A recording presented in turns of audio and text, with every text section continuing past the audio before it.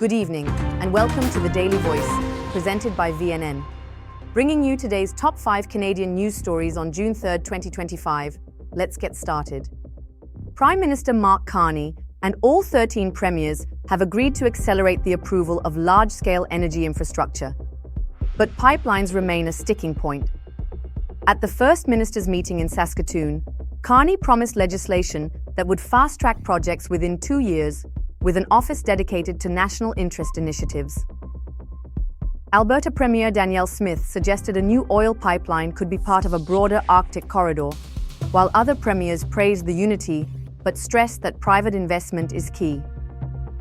As the final list of projects nears completion this summer, the question remains, will Canada become a global energy superpower? The federal government has introduced a sweeping new bill to tighten Canada's borders and fight organized crime. Bill C-2, called the Strong Borders Act, would expand surveillance, limit large cash transactions, and give police warrantless search powers in urgent cases.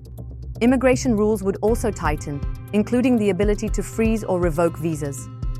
Announced by Public Safety Minister Gary Anandasangari, the reforms come as Canada faces criticism from the Trump administration over border control.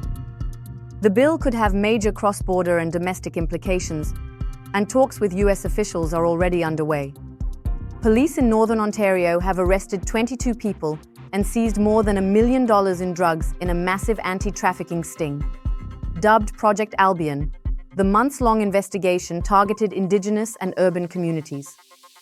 Officers executed 20 search warrants, finding fentanyl, meth, cocaine, and weapons. The suspects, aged 22 to 75, now face over 130 criminal charges. Authorities say the effort is part of a larger push to protect vulnerable communities and dismantle drug networks. The arrests highlight how organized crime is not just a big city problem, it's hitting northern Canada hard. The Hudson's Bay era is officially over. A court has approved Canadian Tire's $30 million purchase of the Bay's trademarks, including iconic assets like the Bay coat of arms, Bay Days, and even the Zellers slogan. The deal follows the collapse of all Bay and Saks stores in Canada.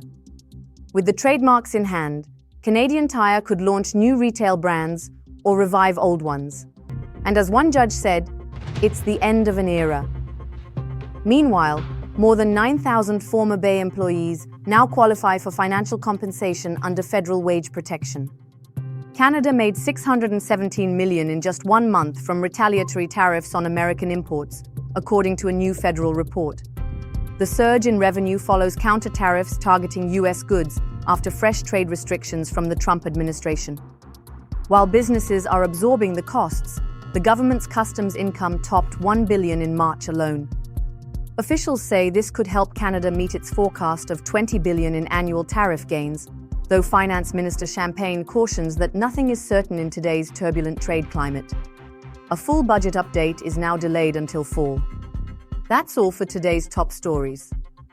Thank you for joining us on The Daily Voice, presented by VNN. Stay informed, stay engaged, and we'll see you next time.